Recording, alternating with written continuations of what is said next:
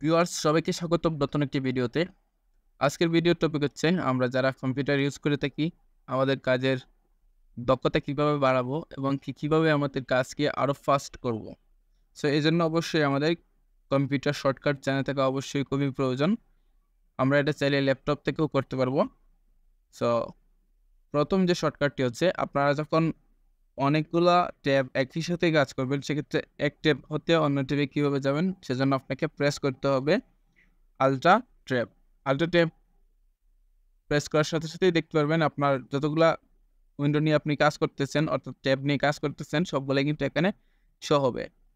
এবং দ্বিতীয়ত যেটি হচ্ছে সেটা হচ্ছে আপনি যদি তাৎক্ষণিক কোনো উইন্ডোকে অর্থাৎ কোনো ট্যাবকে যদি আপনি মিনিমাইজ করতে চান অথবা আপনি যদি অনেকগুলা উইন্ডো একসাথে নিয়ে কাজ করেন অথবা ট্যাব একসাথে নিয়ে কাজ করেন সেক্ষেত্রে আপনি সবগুলা মিনিমাইজ করতে আপনার অনেক সময়ের প্রয়োজন হয়। তো এক ক্লিকেই যদি আপনি মিনিমাইজ করেন সেজন্য আপনাকে প্রেস করতে হবে উইন্ডোজ ডি।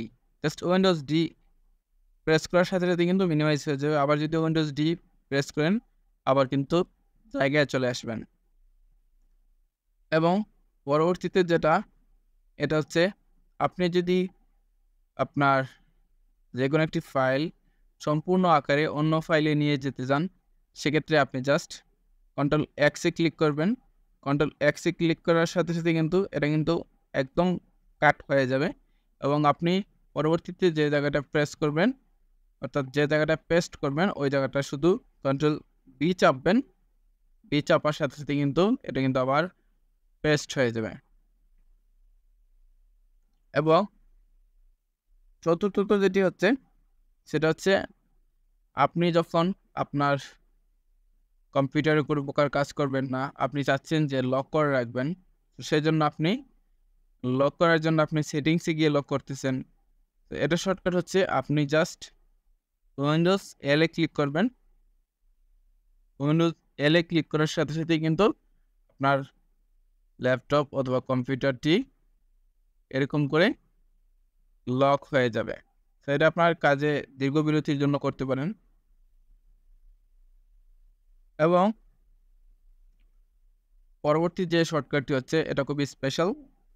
আপনি যদি উইন্ডোজ এক্সে ক্লিক করেন দেখতে পারবেন সকল প্রকার কম্পিউটার ম্যানেজার চলে আসছে এখানে। তো এখান থেকে আপনি যদি রানে ক্লিক করেন, রানে ক্লিক করার পর এখানে যদি লিখেন আপনি MS Info 32 লিখে যদি আপনি এন্টার প্রেস করেন তাহলে কিন্তু এখানে আপনার পিসির কনফিগারেশন কি সম্পূর্ণ দেখতে পারবেন। সো এই ছিল 5টি স্পেশাল শর্টকাট। যদি ভিডিওটি ভালো লেগে থাকে তাহলে অবশ্যই লাইক, কমেন্ট এবং সাবস্ক্রাইব করে চ্যানেলটির পাশে থাকবেন। ধন্যবাদ।